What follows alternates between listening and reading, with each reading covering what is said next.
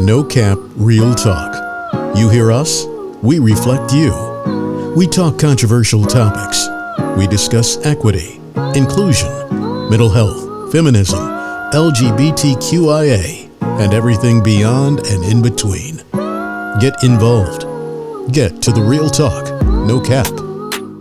I'm Rory-Ann Johnson, the Director of Counseling Services here at Owens Community College. We are talking about Black issues and mental wellness in honor of Black History Month. Thank you again for tuning in, and I want to take a moment to thank my production team, Maggie. She's going to do a great job. I'm here with Meijin Eugene.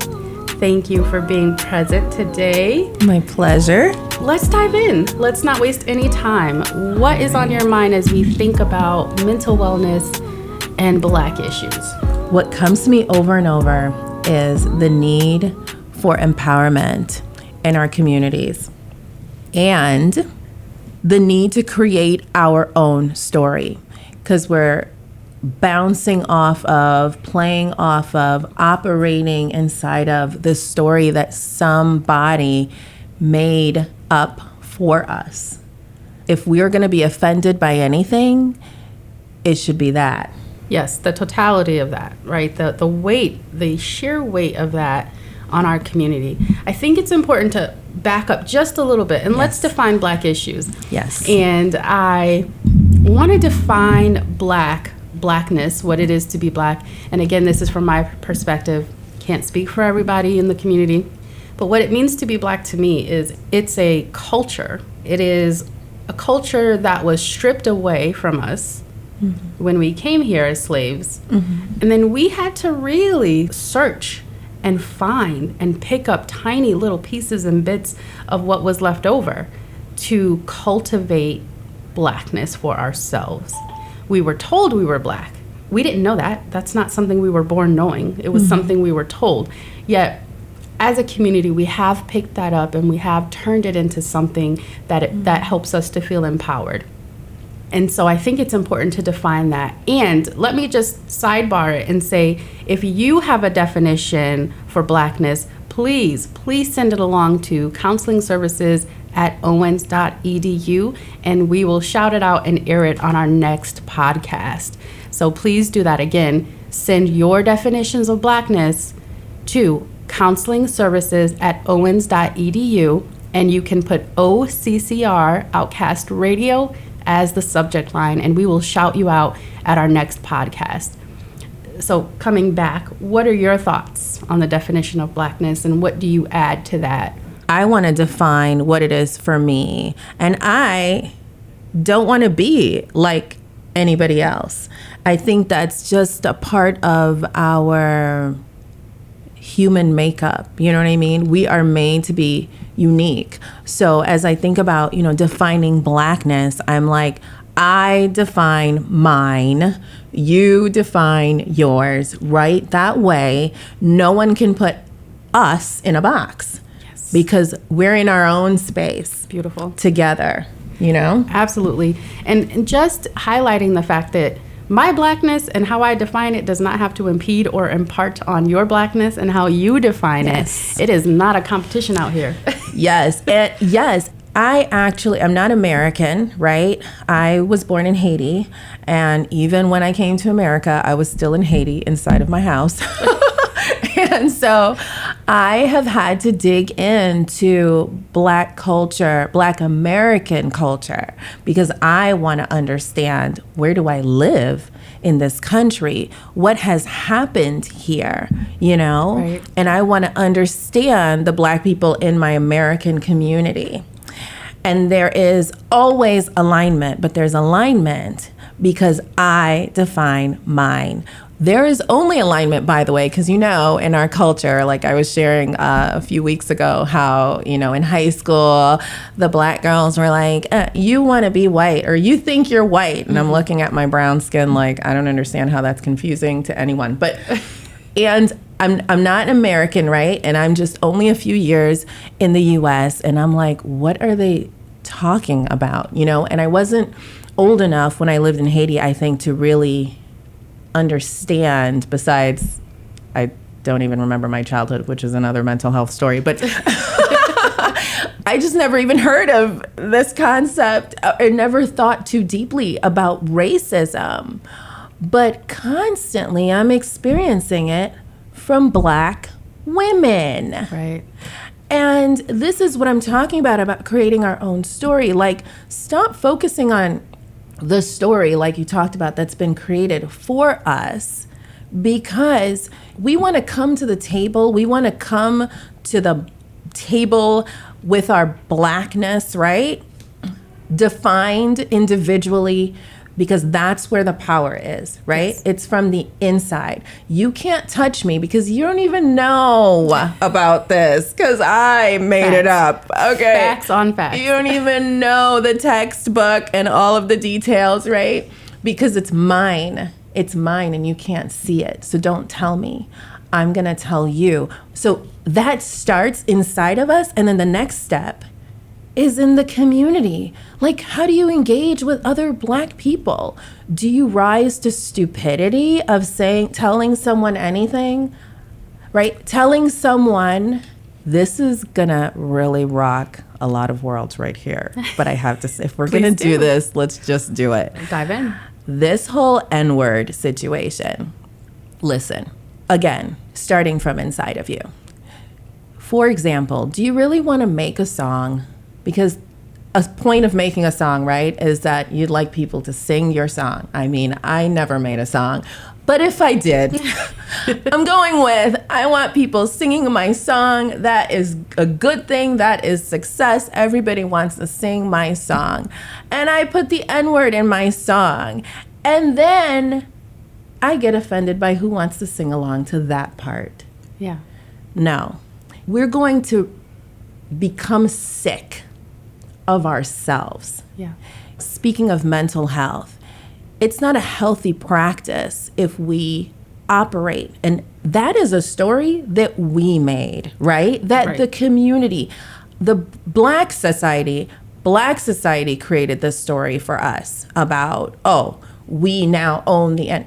Why do you even want, I don't even want anything to do with the N-word, because you never made it up in the first place. Right. And I want to say an expletive right here, because you never made up the N-word and now you want to own it. Okay, I get it, right? There are words I've taken back, right, in regards to women, and I own them. Yes, yes. But I don't outlaw who can say it. Why?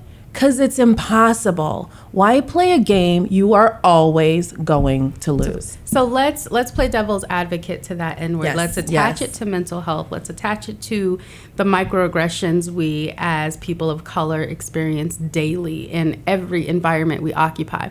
But the N-word specifically. There is a gentleman who's on this campus. I will not say his name. I don't have permission to say his name. Mm-hmm. However, he routinely says, although his skin is very melanated, he says, I am not Black. Yes. And I say, yes, bring that discussion to the table. We need to hear it. Let's then bridge that gap and say the N-word. You being from Haiti, I want to wrap that up in American culture, what it means as American Black people here on this continent. What has that word historically meant?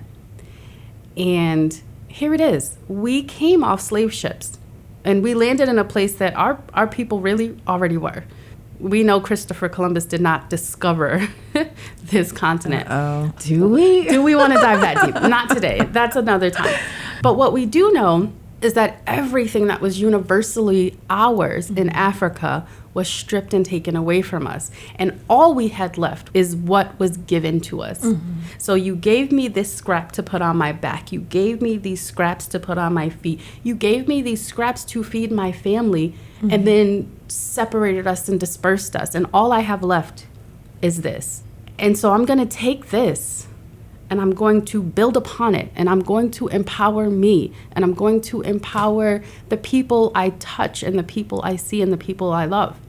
And I think there's beauty in that, to take a word. Yes, this word was given to us, and no, it was not given to us in a positive way. No, it did not mean you are beautiful and successful and extravagant as we were, right. as we are. As we are. As we are. And we've taken that word and turned it into something meaningful. We've turned it into camaraderie among our melanated people. And not everybody has to agree. But what we do know is when that word is used by other cultures, it is at times passively aggressively used. Right. And it is used to degrade, or it is used to appropriate and assimilate in negative ways, right? And so that's the American attachment to the N-word, I think. And again, chime in, people. We want to hear your voices on this topic. So much, because this needs to be a conversation that everyone tunes into and chimes into, speaks on, because the truth is inevitable. If we speak the truth from our mouths, right, we will find a common truth there, right? Absolutely. And I totally see what you're saying, and that's the beautiful part.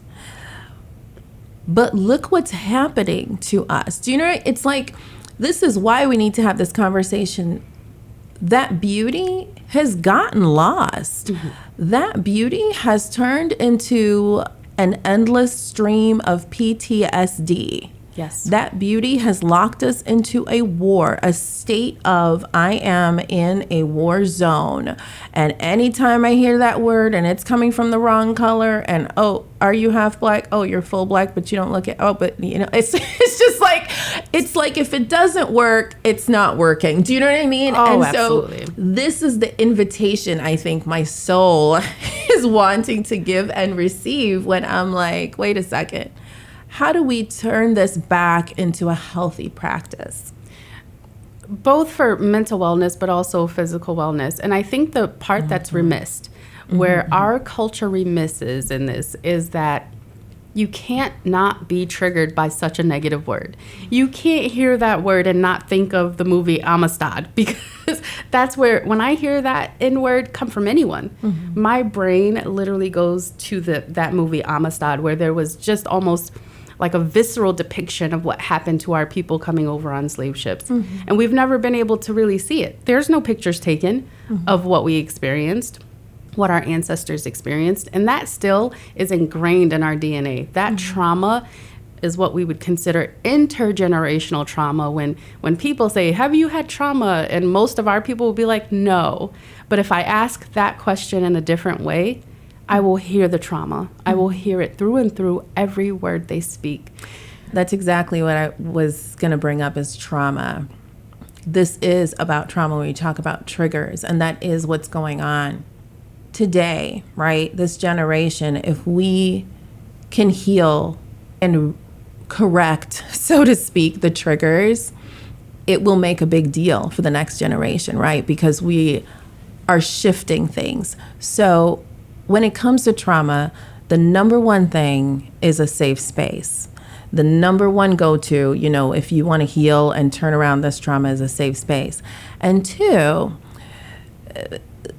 the core of trauma recovery would be the belief system that you're operating on. So currently, it's like, for many of us, our belief system is, I am oppressed. I am oppressed. They don't want me here, right? They're against me at every turn. They want to use my own words against me. You know what I mean? Yeah. And so we cannot, you and I know, we cannot recover from trauma biologically, right? Mentally, emotionally. It's impossible if we continue to operate from the same belief system. Yes. Now, we keep talking about intergenerational trauma. It's so real. It's so true. It sucks, right? Yet, the way I feel personally, I'm like, no thanks. Do you know what I mean? Oh, like, absolutely. take your trauma triggers and shove them where the sun don't shine, because, like, I don't want them. Absolutely. You And know, as a mental health clinician in this profession, working with my people of color, and I have not been in this field a long time. I've been in the mental health field, but licensed as a therapist, I've got 6 years under my belt. But here's what I've discovered in that time, in that very short, very toddler-esque time of, mental health wellness. I've discovered that my people need something different. So when we talk about coping skills that are written in books by Caucasian men, for Caucasian men, because it was mainly Caucasian men seeking mental health services, those coping skills are not the same. What I have discovered is that when we talk about intergenerational trauma or any trauma, I know that my people need something different. And then if we branch that out, I can very well speak to the fact that every individual in my therapy office needs something different. Right. However, when I work with my people, I find that they need something universally different. So there's a need to deepen the coping skills and mechanisms that I use with people of color in my therapy sessions. So we're not talking, this intervention straight out of like an IFS, DBT, CBT workbook. Do those things work? Of course they work. I've discovered that my people need more, and it's more about a connection, and it's more about a therapeutic rapport, and it's more about a relationship. And when those things are absent in the session for anyone, it doesn't work, and you don't see progress. So addressing those triggers and uprooting those belief systems that you talk about, it is such an orchestra. It is an orchestra of therapy to do. Yes, and you're touching on, it's like, now I want to be so clear to make this point. It's not about, we just need to write a new story and ignore whatever, has happened. Yeah, because you do need to uproot something. You need to identify and, be so intentional. What am I working with here? What are my own personal triggers? Because everyone's not, even if the general trigger might be a word or an action, what are my personal triggers? Because I do think, I feel very strongly that we must be sometimes identifying with someone else's triggers, just because this is such a popularized topic, as it should be, right? So it's like, oh yeah, I don't like that either. It's like, well, I don't actually have a problem with, I don't actually have a problem with that, but my people have a problem with it. Yeah. So I have a problem, and so, again, that individualization, which is what you're talking about, people need their own thing. They need what they need, right? You can't just write it in a book, but the common thread that you just pointed out is connection. Yes. Connection. And yeah, for years and years, forever years, except for now, it's been a thing. You go sit with a therapist and they're not your friend and they don't know you and they will not relate to you. And this is a good thing to talk about, because I think mental health is not something, it's not a curse word. You know what I mean? Right. It's not a bad thing. It's something we all started off with. Yeah, if we go back to our roots, like I'm talking Africa, back to our roots. We all have it, yeah. We did different thing. Like, for example, even if I talk about EMDR, which is the bilateral stimulation, and that's how we resolve trauma, we did this in Africa. It was called body drumming. And so if you think about that and say, what were we doing dancing around fires and like drumming on our bodies and drumming on drums that we built with our hands? We are a spectacular people. We were already doing this. Francine Shapiro came and said, look what I've discovered. No, ma'am. Right. No, ma'am. Our people were already doing this, and it was stripped from us. Or if you think about quote unquote Negro spirituals. Why do you think it's called spirituals? Because we were so connected to our higher power, so connected to our higher power, and then came here and this is a very soft topic. Please chime in if you're listening. counseling services at owens.edu. I want your feedback. Yeah. We've been indoctrinated with religion to a very large extent. Yeah. We've been indoctrinated with Christianity, and we've been indoctrinated with what the Bible tells us, although this is a book that has been edited umpteen times by umpteen people to fit their agenda. Yeah, not a secret.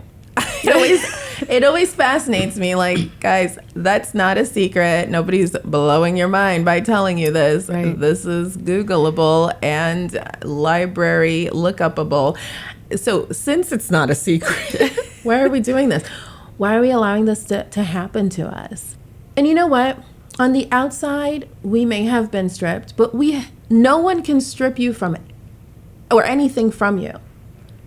No one Innately. can strip you down. Yes, innately. You are the power. Yes, everyone. This is, Yeah. and that's not a message just for Black people. That is a No. message for each and every one of you out there. You are your own power. As long And your as own you, disempowerment. yes, as long as you step into that knowledge, Yes. step into that awareness, step into that self-fulfillment of who it is that you want to be. Everyone is capable of it. Yes, self-fulfillment, right? So what we can so easily do and what we are trained to do, we're trained to do it culturally, we're trained to do it. I mean, there's a culture everywhere you go. There's a culture inside of your home. There's a culture inside of your school. There's a culture inside of each classroom. There's a culture inside of the grocery store, on the street that you're driving on, And the purpose is to control us, right? As an educator, I know a skilled and really talented teacher does not default to this idea that she needs to control her class and control her students. A skilled and talented teacher understands, even if you've never verbalized it, they operate from the standpoint that humans are not here to be controlled. The minute you allow someone to control you, you allow yourself to be dumbed down. You allow yourself to be stripped. I mean, when we look at people who have survived slavery, that's where you want to look. If you want to look at how to get it, right? Yes. Look at those who have survived slavery, survived the Holocaust. Look at Nelson Mandela. What happened there to keep them at their highest space, to keep the space where they are most themselves intact? It's seemingly impossible. How the heck do I endure all of this? Yet my inner space, my inner deliciousness, my essence, no one can touch it, right? It's only a misconception that someone has attacked you at your core. It is impossible. What happens is, I've had to explain this to myself for my own personal well-being and sanity, right? What happened is somebody convinced me that they did something to me, that they did some damage, but it's not possible. You can't touch me. And it does take a mind shift, and it takes a lot of work sometimes to shift that mind. And so go get a therapist, right? Who operates from a healthy standpoint, because unfortunately, yes, there aren't many, right? There aren't many, but how important it is to see that, nothing has happened to us, right? Therefore, what's happening on the outside, we can take back control of this narrative. Absolutely, and that's a wonderful, culture. that's a beautiful segue into just the mental health space of finding a therapist and the stigma among our people, the African American community, the Black community, the stigma that is still so strong around mental health. Why are African Americans not seeking mental health services? So I will speak personally from my private practice, where the amount of African Americans I have in therapy is about 50%. 50% of my clients are African American in my private practice. Here on campus, I will tell you that number is way low. There might be 10% of the African American population here on campus that are seeking mental health services. And my baby project, my important, very, very important project is to find out why. And one of the things that I came up with is maybe because they didn't see clinicians that look like them, that walk like them, that talk like them, that relate like them. And so it was a really big to-do for me to get a diverse clinical team here in our counseling center, so that no matter who you are, if you walk into the counseling center, there is someone there for you that you'll be like, okay, I relate. We will relate. We have the same background. I will quote another one of my colleagues in the profession.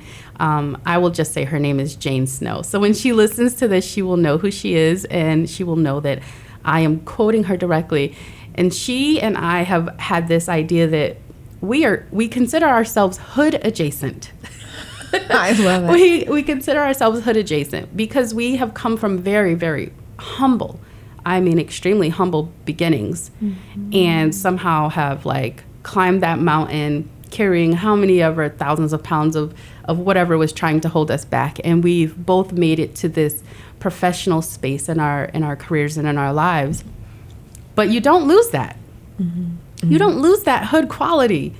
And no matter who you are, you relate to that. So when someone enters the counseling center and they see me wearing my Timberland boots or my Air Force Ones, they're like, oh, okay, she's gonna get me. Like I think she's gonna get me. And even then, I tell my people, all people that walk into the counseling center, I might not be a good fit. And if I'm not a good fit, break up with me promptly, because it is about that relationship. And if it's not clicking, it's not clicking. And I want to help you get to the place and space where you click with your therapist so that progress can be made. Yes. I am not everybody's therapist. I can be your therapist.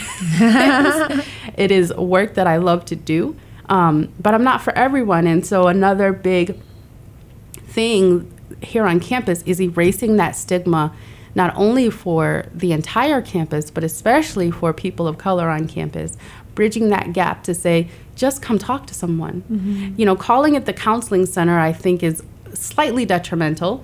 I think if we listed it as the mental wellness center, right? Like, just work on your mental wellness. It doesn't have to be so clinical. I really don't care what they call whatever you're dealing with. I work with the symptoms. We are going to address the symptoms. Are you not sleeping at night? We will address that. Are you having a hard time focusing? We will address that. I don't care if we call it rainbow and unicorn farts. It doesn't matter what they call it. It is, yeah. It needs to be relational, interrelational, interpersonal. It needs to be deep, and it needs to be connecting. And the stigma around all of that needs to go bye-bye. Like, we are so done with the stigma around mental health and being hidden and don't talk about it. It's a story. It's a story that's been given to us because, I mean, it makes sense. I would imagine when you are disempowered, then one of your priorities is to look powerful. And then, you know, well, if I'm powerful, then I don't need all this help. If you value something, then you will go out of your way. It's like fashion, okay?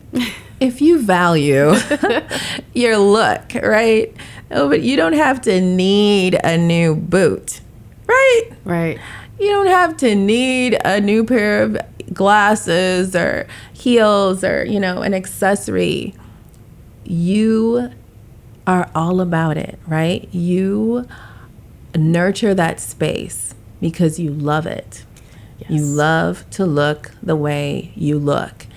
And if you love to be who you are, and if you don't even know who you are, but would love to be who you are, it's like, that's what it's about. But it's another story. You know, these stories that oppress us, they don't all come from the white community. Right. They come from within. They come from within, but they all, well, we can nurture them from within, right? But that's where we start to agree to them and align with them, or agree with them and align with them. But they also come from other outside spaces, right? Absolutely. And it's like, that's what the counseling center does. Helps you to say, well, are you sure that you're powerless? Look inside. Look inside. You will know. You will know. You know what you are. Absolutely. And to that effect, again, we are working very hard on campus to erase stigma around mental wellness, mental health, and the challenges that we face emotionally and otherwise. That's what we're looking to do at the Counseling Center. Again, go to our website. We have a diverse group of ladies on our staff there, so that if you think there's no one that looks like you, just come on by. Feels like you. Yeah. Because RJ feels like me, even though I don't even know how to buy a pair of Timbs. Quite frankly, I'm not sure where I would go for that. I got the hookup. I got a plug for that. But I feel her. You know what I mean? Like, they might not look like you. They might look like you. They might feel like you. They might not look like you, but feel like you, you know. But yes. So, and you're saying we want to help shift the stigma, erase the stigma. It can't happen without you, the people. It can't happen. So even if it is, like, I wish I could be back on a college campus at this time. Do you know what I mean? Yeah. Like, as a student, because you showing up to a space like this, even if you feel well, means that you are a part of erasing a stigma that does shape your world that you live in, that you will put children into, and that they will inherit. Absolutely. So beautifully spoken. Thank you. Thank you. You inspire me. You inspire me. But we could go back and forth on that nonstop. I want to thank you for being here with me today, Meijin. Again, I want to thank my production team, Maggie. All thoughts, all feedback, please. Yes. Send to counselingservices@owens.edu with OCCR, Outcast Radio, in the subject line. We want to shout you out. We want to hear your thoughts on this. We want you to chime in and tune in and listen and be a part of this discussion. And if you want to come in and be a part of our next broadcast, again, counseling services at owens.edu. This is for the people. This is for you. I am Royanne Johnson. I am the Director of Counseling Services here at Owens Community College. Thank you for listening in with No Cap, Real Talk, and we will see you next time. This has been Real Talk, No Cap.